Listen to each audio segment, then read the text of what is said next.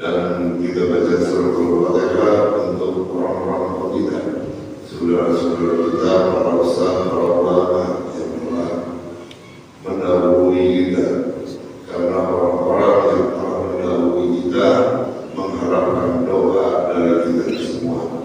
Ila hadirin wa qulna dan salihah ila fadlina bil Mustafa Rasulullah sallallahu alaihi wasallam wa ila rahmah baina wa ummatina wa jadina wa jadatina wa bisadina wa likafatil muslimina wa muslimat khususan ila hadirin al-Fatihah. A'udzu billahi minasy syaithanir rajim. Bismillahirrahmanirrahim. Alhamdulillah rabbil alamin arrahmanir rahim.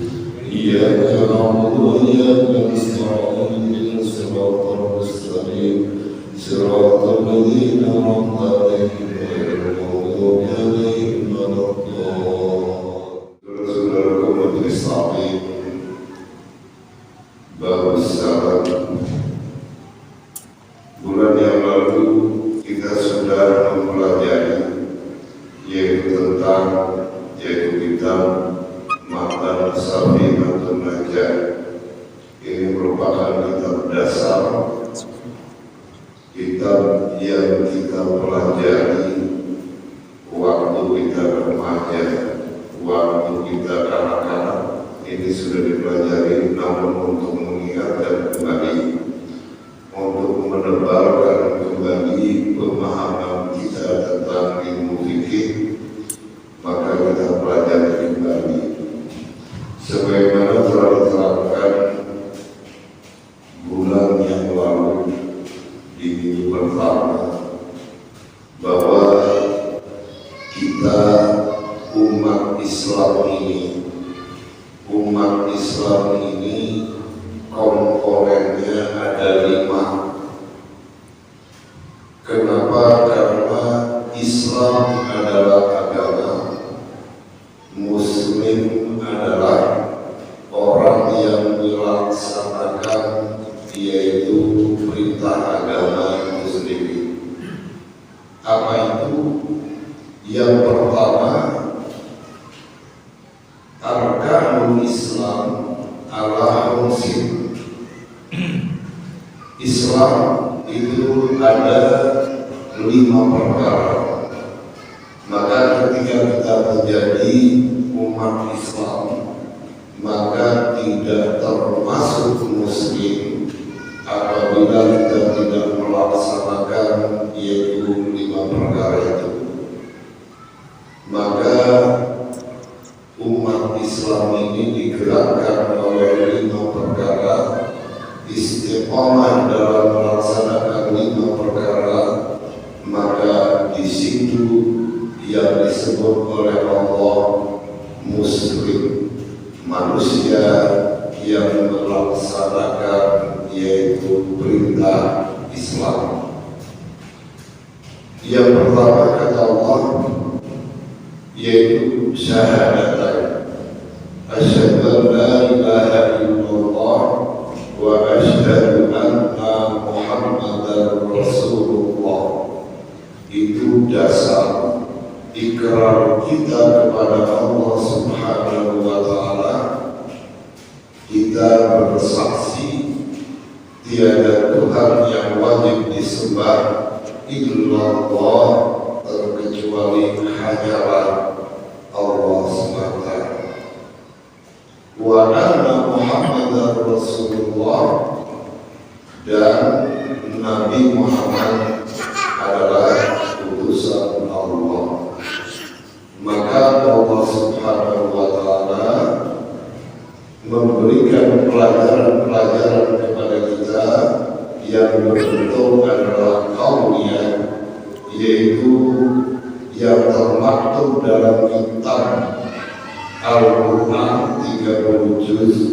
Itu adalah firman Allah, perkataan Allah yang wajib kita pelajari, yang wajib kita baca, karena begitu banyak pelajaran-pelajaran dalam Al-Quran 30 juz itu, mulai dari baca,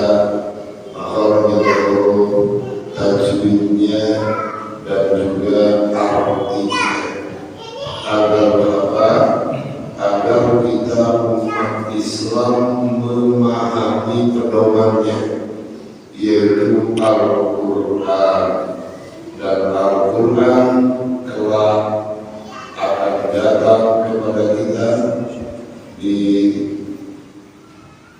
kuburan nanti untuk membela kita apabila kita umat Rasulullah yang selalu membaca Al-Quran, yang selalu menggunakan pedomannya.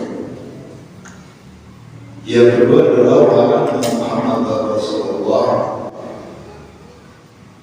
Rasulullah Sallallahu Alaihi Wasallam memberikan pelajaran kepada kita selaku umatnya, memberikan contoh-contoh tauladan kepada umatnya berupa hadis Rasulullah yang dikembangkan oleh kita yang disebut adalah sunnatul Rasulullah Sallallahu Alaihi Wasallam, berupa perkataan Rasulullah, perbuatan Rasulullah, dan ketetapan Rasulullah. Nabi kita Muhammad SAW begitu lengkapnya memberikan contoh-contoh kepada kita, terutama dalam akhlakul karimah, yaitu membenahi, yaitu akhlak-akhlak yang baik, akhlak yang mulia. Kenapa? Karena yang namanya akhlak itu begitu pentingnya. Maka Rasulullah Nabi Muhammad SAW diputus oleh Allah pertama kali adalah bu'istu liutammima makarim al-akhlaq. Diutus Rasulullah yang pertama kali adalah membenahi akhlak. Oleh karena itu, saudara-saudaraku, mari akhlak ini kita jaga untuk diri kita, keluarga kita, dan tetangga kita, jamaah kita, lingkungan kita, untuk menjaga akhlak karimah, akhlak yang mulia, yang begitu penting, yang begitu diajarkan oleh baginda Rasulullah Sallallahu Alaihi Wasallam. Apa akhlak yang pertama? Kata Rasulullah, akhlak yang pertama itu adalah dari keluarga,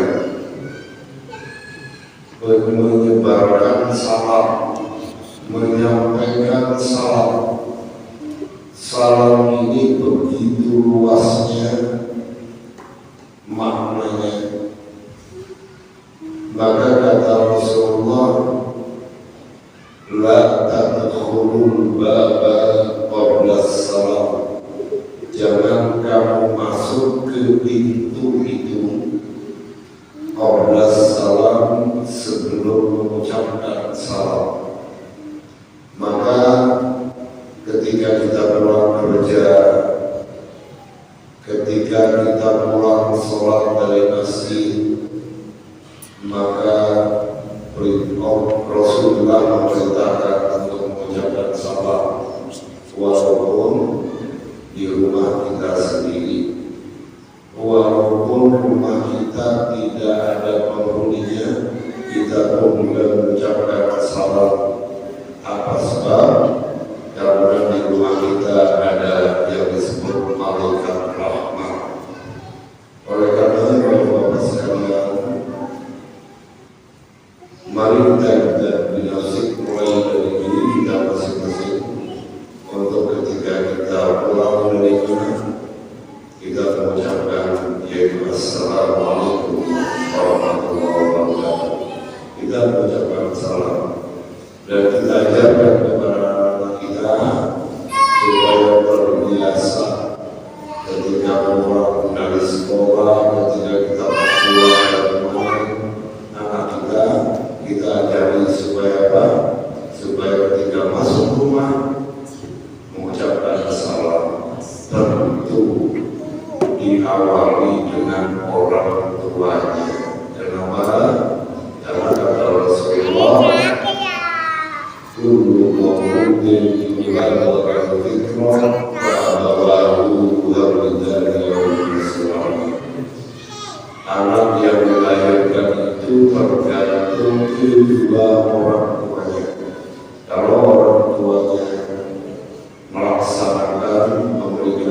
Rasulullah sekaligus mengajarkannya, insya Allah anak pun akan ikut contoh dari kedua orang tuanya.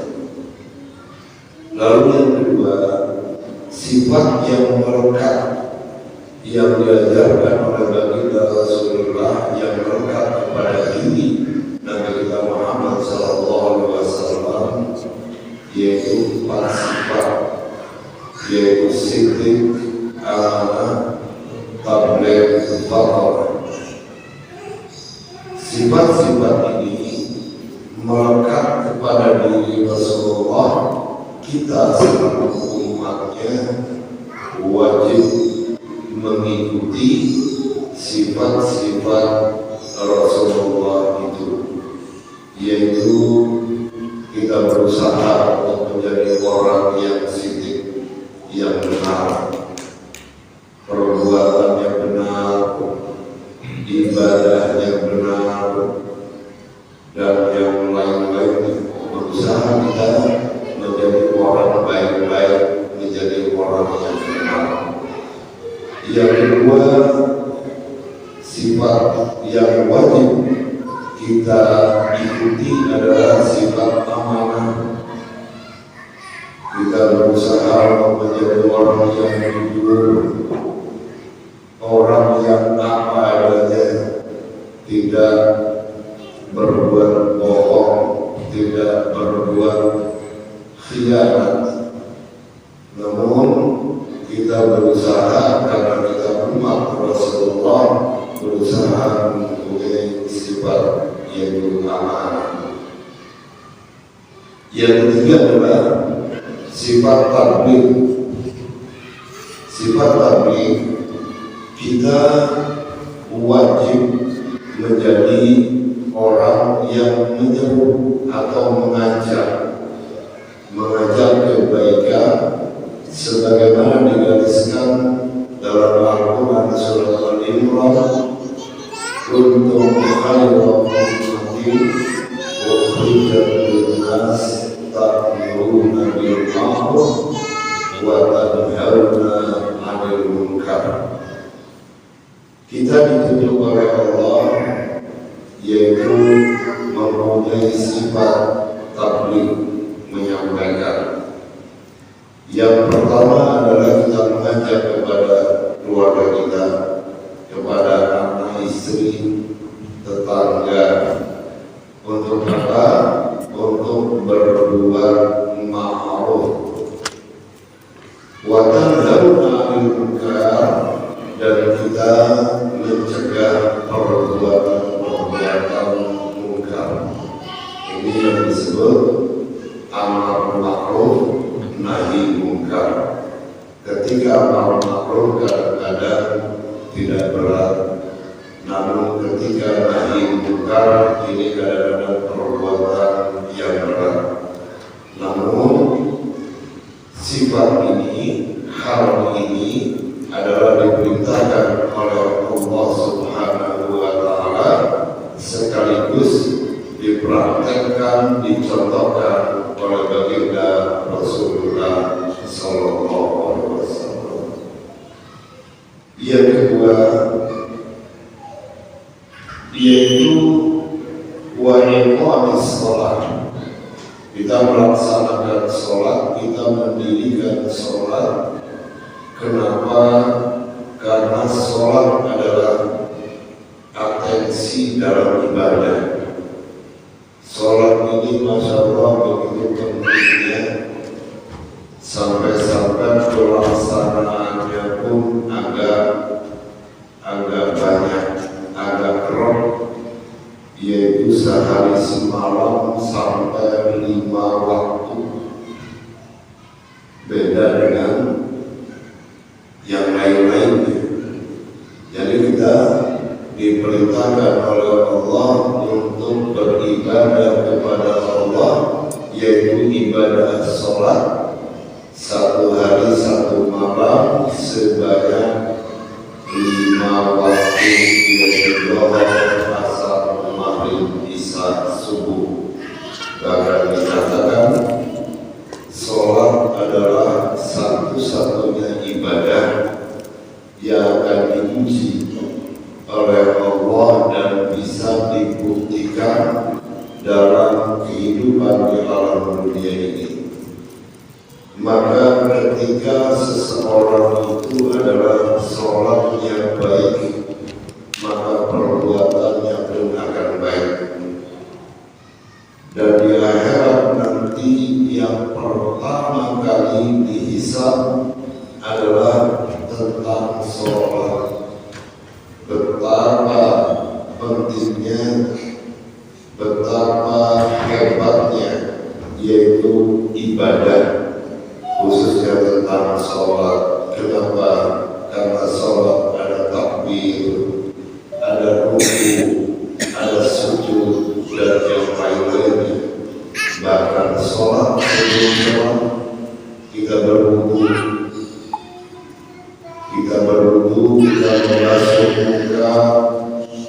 Tujuannya adalah untuk membersihkan dosa-dosa kita, taubat kita kepada Allah agar Allah mengampuni dosa-dosa kita yang dosa itu diakibatkan oleh wajah kita, di antaranya adalah mata, mulut, seringkali ucapan-ucapan kita, dan yang lain-lainnya. Oleh karenanya dengan wudu, hakikat dari wudu adalah membersihkan, yaitu yang pertama adalah sholat, menghilangkan hadas kecil, dan juga dosa-dosa yang telah dilakukan oleh kita. Lalu juga membasuh kedua tangan, membasuh kedua kaki, membasuh sebagian kepala. Membasuh sebagian kepala karena seringkali pikiran-pikiran kita, berpikir kita seringkali juga membuat dosa kepada Allah Subhanahu wa Ta'ala. Yang terakhir adalah membasuh kaki sampai kedua mata kaki, karena seringkali kita melangkah, berjalan menuju hal-hal yang tidak baik yang menimbulkan dosa kepada Allah Subhanahu wa Ta'ala. Oleh karenanya saudara-saudaraku, mari perbaiki ibadah sholat kita dari mulai wudu dan juga kaifiah sholatnya, dari mulai wudu sampai takbiratul ihram, ruku, dan seterusnya. Sudah barang tentu kita perlu hati-hati dalam melaksanakan wudu, yaitu menggunakan air yang mutlak, yaitu air yang suci dan mensucikan. Kalau kita tayamum pun ketika kita ada uzur, maka menggunakan debu yang baik, debu yang suci, yang kita yakini debu itu tidak mustakmal, tidak mutanajis, sama seperti air. Kita menggunakan air yang terhindar dari baik itu mustakmal maupun mutanajis. Oleh karena saudara-saudaraku, perlu hati-hati, perlu maksimal dalam melaksanakan yaitu semua syarat-syarat di dalam melaksanakan sholat, dari mulai wudu sampai takbiratul ihram sampai terakhir yaitu salam. Yang ketiga yaitu wasaumu Ramadan, yaitu puasa di bulan Ramadan. Kalau yang tadi 1 hari 1 malam 5 waktu, tapi bulan Ramadan yaitu 1 tahun ada 1 bulan, yaitu di bulan Ramadan. Maka di bulan Ramadan kita diberitakan oleh Allah Subhanahu wa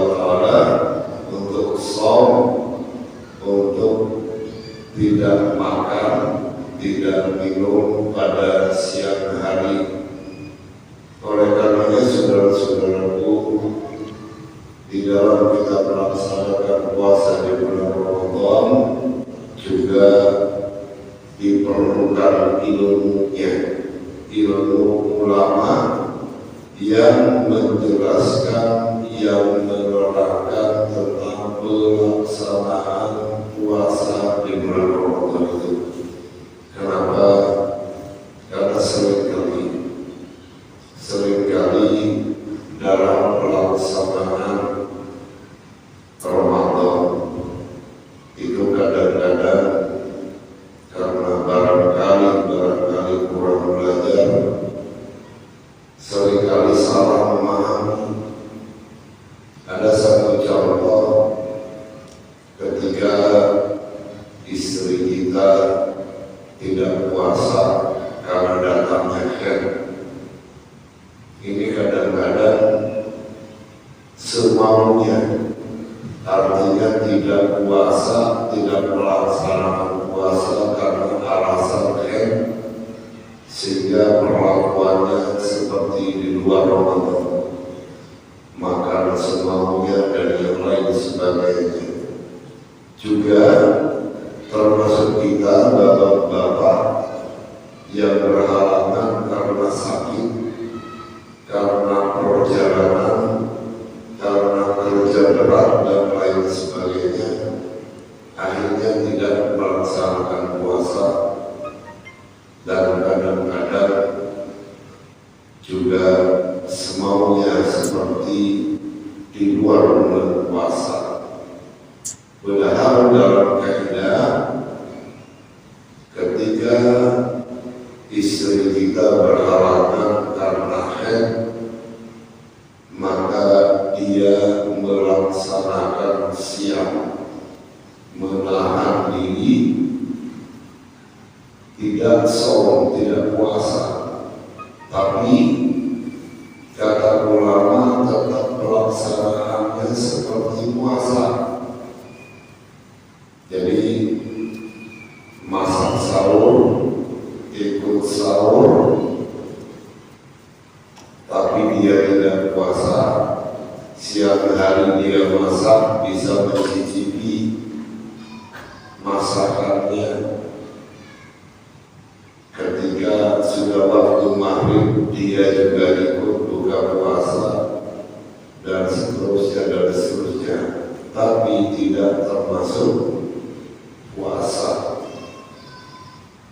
Bukan semaunya ketika tidak puasa karena haid, makan semaunya, perlakuannya seperti di luar bulan puasa, itu tidak. Yang kedua juga Bapak, ketika batal puasa karena sakit atau karena safar, maridullah, awala safarin fa'iddatun min ayyamin ukhra. Apabila sakit atau dalam perjalanan yang jauh yang begitu melelahkan, maka puasanya bisa diganti min yaumil ukhra, di hari yang lain di luar bulan Ramadan. Namun ulama memberikan nasihat ketika kita tidak puasa hanya menghilangkan hausnya saja. Ketika kita dalam perjalanan begitu terasa haus, tenggorokan terasa tercekik, maka kita minum sesuai menghilangkan haus itu saja. Jadi tidak makan semaunya seperti di luar bulan Ramadan. Oleh karenanya, berkat kita belajar bersama, kita sama-sama mengambil yaitu pelajaran-pelajaran ketika kita melaksanakan puasa di bulan Ramadan. Lalu yang ketiga adalah yaitu melaksanakan zakat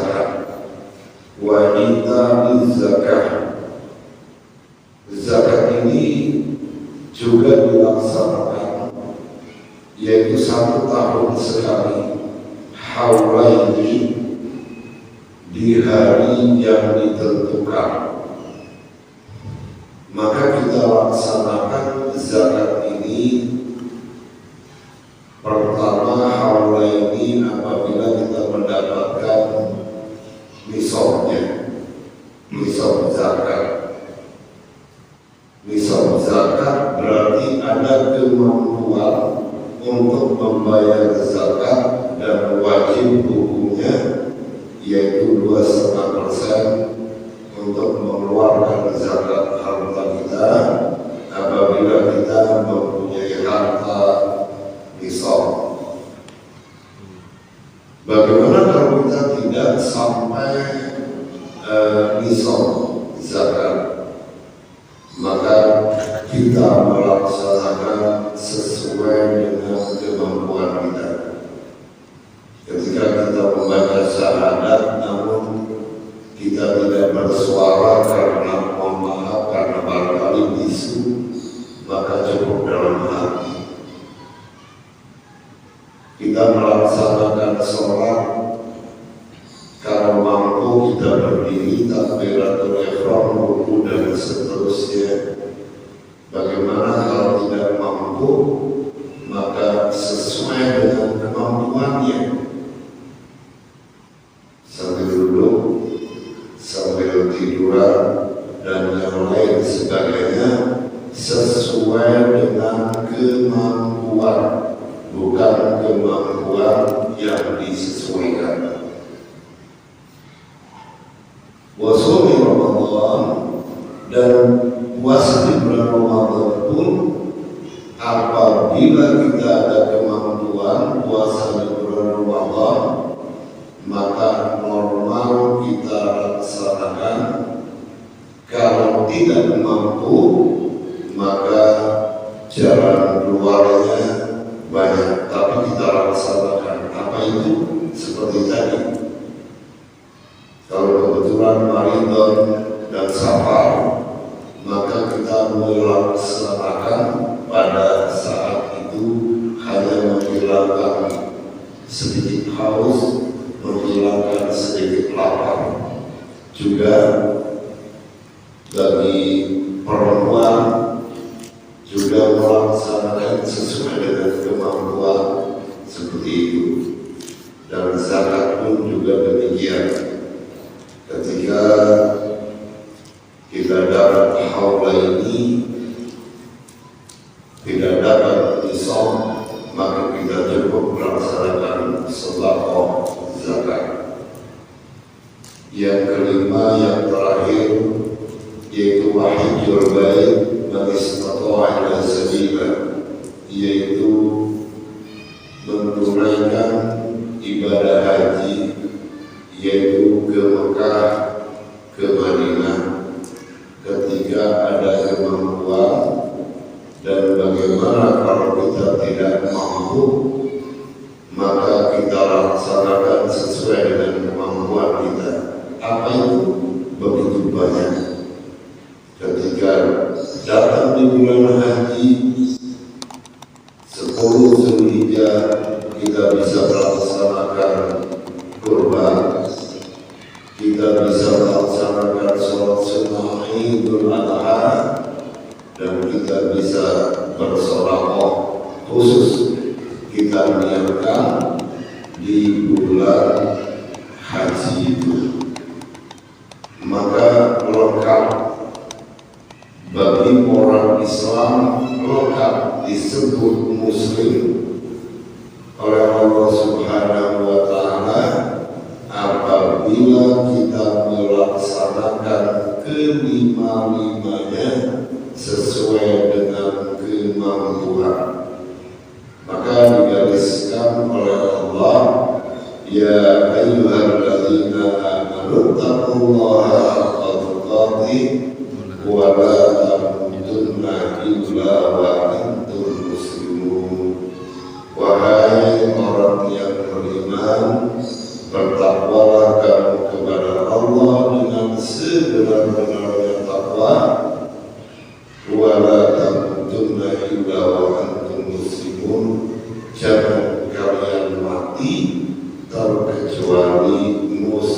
Muslim. Kalau yang matinya Islam banyak, tapi yang matinya Muslim, yang Allah perintahkan, yang Allah rekomendasikan, jarang yang matinya secara Muslim. Siapa yang matinya secara Islam dan siapa yang matinya secara Muslim? Ketika orang Islam matinya beragama Islam, sudah barang tentu ketika diambil ruhnya oleh Allah Subhanahu wa Ta'ala, mereka sedang meninggalkan perintah Allah. Siapa yang matinya Muslim, yang direkomendasikan oleh Allah, yang dipilih oleh Allah, maka orang itu telah melaksanakan kewajiban atau akan melaksanakan kewajiban. Contoh, begitu kita telah melaksanakan sholat, katakan kita sakit, begitu sakit, pagi sakit, maka pas waktunya sholat duhur, kita melaksanakan sholat duhur sesuai dengan kemampuan, barangkali dengan tayamum, barangkali sholatnya sambil tiduran. Setelah itu kita menunggu waktu sholat asar, kita laksanakan sholat asar, dan seterusnya di tengah-tengah itu, ketika kita mau sholat, sedang sholat atau setelah sholat meninggal dunia, disitulah yang disebut husnul khotimah, yang disebut matinya mati Muslim. Oleh karenanya saudara-saudaraku, Islam begitu indah, ulama kita begitu hebatnya memberikan rincian-rincian pelajaran kepada kita, memberikan nasihat-nasihat kepada kita agar kita selamat baik di dunia maupun akhirat, yaitu sebagai hamba Allah selaku umat Rasulullah Sallallahu Alaihi Wasallam. Meningkat, yaitu yang kedua adalah rukun iman. Kalau yang tadi rukun Islam ada 5, insya Allah kita sudah paham semua, baik itu tentang cara wudu, tentang cara tayamum dan lain-lainnya. Kita meningkat kepada rukun iman. A'udzubillahi minasyaitonirrajim. Bismillahirrahmanirrahim. Arkanul imani sittatun. Rukun iman itu ada 6. Apa itu iman? Iman itu yaitu al-iman aqwalun bil lisan wa tasdiqun bil qalb wa amalun bil arkan. Iman itu dilaksanakan oleh orang mukmin. Perhatikan, iman adalah sebuah kepercayaan kita kepada Allah, yang melaksanakannya adalah disebut mukmin. Maka kalau kita ditunjuk oleh Allah sebagai manusia mukmin, maka kita wajib, yaitu melaksanakan 6 perkara ini. Yang pertama adalah iman kepada Allah. Iman kepada Allah, kita percaya kepada Allah, namun harus mukmin. Bukan iman saja, tapi harus harus mukmin. Apa artinya? Kita percaya kepada Allah Subhanahu wa Ta'ala. Apa buktinya? Apa pelaksanaannya? Maka begitu banyak petunjuk-petunjuk Nabi kita Muhammad SAW, pelajaran-pelajaran untuk melaksanakan, yaitu iman ini. Yang pertama, kata Rasulullah SAW,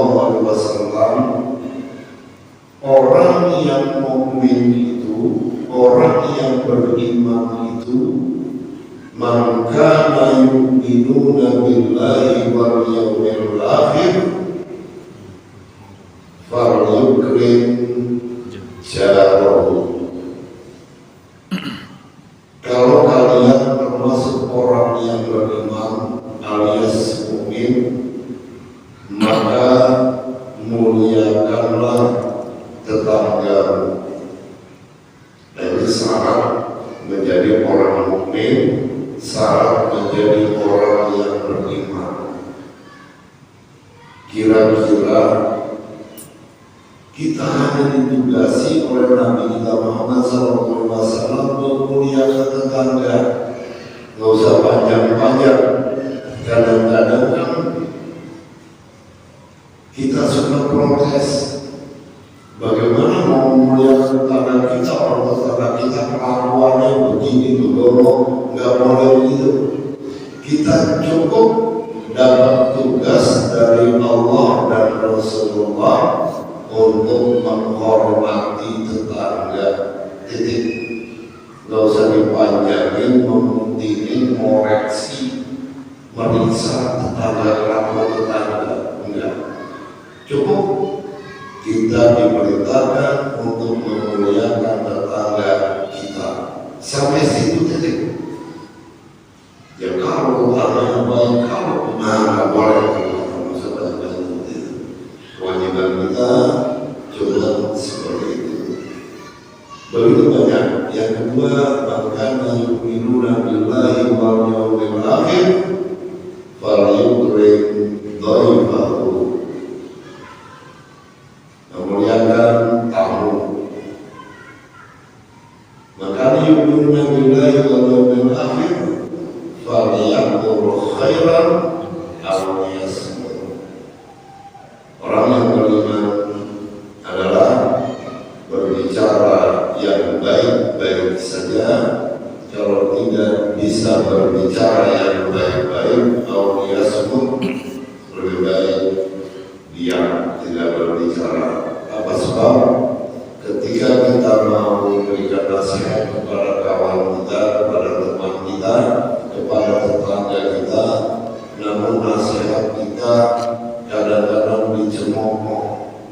Seringkali di lapangan ketika kita ngajak ke mesin, ayo kita ke mesin, mohon maaf, kadang-kadang sudah jawabannya judes. Ngapain banyak-banyak kalau kamu aja sendiri? Kenapa nanya-nanya soal, emang soal bilang-bilang dan lain sebagainya, dan macam-macam itu. Maka apabila tanggapan-tanggapan yang menimbulkan tidak baik, maka liyasmut, lebih baik menahan diri. Itu yang pertama, kita beriman yaitu kepada Allah Subhanahu wa Ta'ala, untuk billah. Yang kedua, yaitu kita beriman kepada malaikat-malaikatnya Allah, wal malaikat. Kita wajib bagi orang yang beriman itu wajib kita percaya, kita iman kepada malaikat-malaikatnya Allah, dan yang wajib kita ketahui adalah 10 malaikat. Maka orang muslim, orang mukmin wajib hukumnya untuk mengetahui, untuk hafal 10 malaikat, sekaligus juga kenal dengan tugas-tugas dari 10 malaikat itu. Siapa 10 malaikat itu? Yang pertama adalah kita percaya, kita beriman kepada malaikat Jibril, yaitu 10 malaikat itu: malaikat Jibril, malaikat Mikail, malaikat Israfil, malaikat Israfil, Munkar, Nakir, Raqib, Atid, Malik, Ridwan. Ini sering dihafalin oleh anak-anak kita bahwa 10 malaikat ini wajib kita beriman kepada malaikat. Yang pertama adalah malaikat Jibril, yang tugasnya menyampaikan wahyu dari Allah. Allah Subhanahu wa Ta'ala menugaskan kepada malaikat Jibril untuk menyampaikan wahyu dari Allah, yaitu perkataan Allah, ucapan Allah disampaikan oleh malaikat Jibril kepada Rasulullah, kepada Rasulullah. Lalu kadang-kadang ada pertanyaan, kalau malaikat Jibril menurunkan wahyu dari mulai Iqra bismi rabbikal ladzi khalaq sampai terakhir al-yawma akmaltu lakum dan seterusnya, wahyu yang terakhir terus selesai, apa sekarang pensiun malaikat Jibril? Tentu jawabannya tidak. Begitu banyak pekerjaan malaikat Jibril yang ditugasi oleh Allah, bukan hanya menyampaikan wahyu-wahyu Allah saja, akan tetapi malaikat Jibril begitu banyak memberikan hidayah, memberikan ma'unah, memberikan kebutuhan alamin, memberikan dan yang lain-lain. Dan seringkali ketika kita lupa sesuatu, begitu ingat, dan itu yang mengingatkan adalah Allah Subhanahu wa Ta'ala lewat malaikat Jibril, memberikan kecerdasan kepada kita ketika kita belajar, ketika kita membaca Al-Quran dan seterusnya, ketika kita mengalami hambatan, begitu malasnya membaca Al-Quran, begitu malasnya beribadah, maka kita dipengaruhi oleh nafsu, oleh iblis. Namun ketika kita semangat, ketika kita bisa memenangkan yaitu godaan-godaan iblis, maka malaikatlah yang menang, yang disebut adalah malaikat Jibril yang telah memenangkan itu. Maka begitu banyak tugas-tugas dari malaikat Jibril. Yang kedua adalah malaikat Mikail. Malaikat Mikail ini yaitu menurunkan hujan, menurunkan rizki dari Allah Subhanahu wa Ta'ala, diberikan ke dunia ini, ke umat-umat Rasulullah, yaitu lewat yang namanya malaikat Mikail. Bahkan digambarkan di dalam kitab yang paling sibuk itu adalah malaikat Mikail.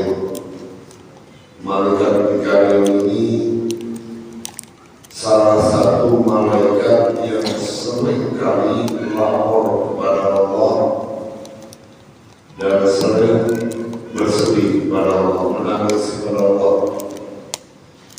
Begitu malaikat Mikail datang, diperintahkan oleh Allah, kata Allah, wahai malaikat Mikail, kayaknya di lingkungan Masjid Babus Salam itu orangnya baik-baik, orangnya beriman dan bertakwa kepada Allah, maka berikanlah, yaitu rezeki, berikanlah keberkahan.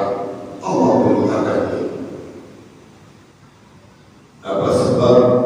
Kata Allah, walau anna ahlal qura amanu wattaqaw lafatahna alaihim barakatin minas samai wal ardh.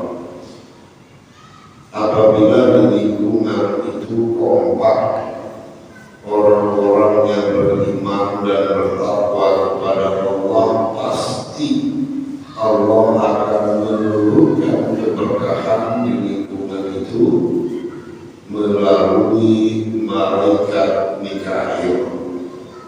Tapi begitu malaikat Mikail turun 12 meter dari Masjid Babus Salam itu tersengang kaget. Waduh, Kenapa? Pada nggak mau akan diberikan keberkahan. Akhirnya malaikat kembali kepada Allah. Ya Allah, ampuni saya ya Allah. Ini rezeki, ini keberkahan saya kembalikan kepadamu. Kenapa kata Allah?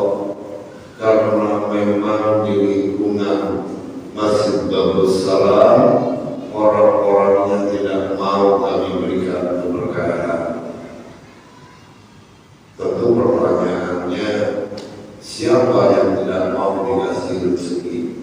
Siapa yang tidak mau diberikan berkah oleh Allah? Jangankan berkah, jangankan rezeki dikasih berkah tidak mau. Tetapi kenyataannya memang tidak mau. Kenapa tidak mau? Karena memang pertama, mohon maaf, mungkin ibadahnya tidak sempurna. Mungkin begitu mau diturunkan keberkahan yang ada ngaji cuma sekian. Sedangkan digambarkan oleh ulama kita untuk menilai lingkungan itu beriman, bertakwa kepada Allah itu paling tidak 50% bersatu. Udah kayak DPR baru sah. Tapi kalau kurang dari itu juga termasuk golongan beriman dan bertakwa, tidak termasuk wilayah yang diturunkan oleh Allah, yaitu keberkahan dari Allah. Oleh karena saudara-saudaraku, dengan kita ngaji, dengan kita mempelajari, yaitu ilmu ulama, untuk apa? Untuk memberikan semangat kepada kita, untuk mengajak saudara-saudara kita untuk menggapai apa-apa yang dijanjikan oleh Allah, apa-apa yang dicontohkan oleh baginda Rasulullah Sallallahu Alaihi Wasallam. Oleh karena itu, saudara-saudaraku, ketika kita berdoa kepada Allah, ya Allah, kita doakan namanya anak kita. Kita berdoa kepada Allah, ya Allah, berikanlah kecerdasan kepada anak kita dan seterusnya dan seterusnya. Kita meminta kepada Allah, namun terlintas pikiran kita kepada malaikatnya Allah yang namanya malaikat Jibril. Supaya apa? Supaya malaikat Jibril membawa amanah hidayah dari Allah Subhanahu wa Ta'ala untuk disampaikan kepada orang yang berdoa ini. Ketika kehidupan kita begitu banyak problem-problem kehidupan kita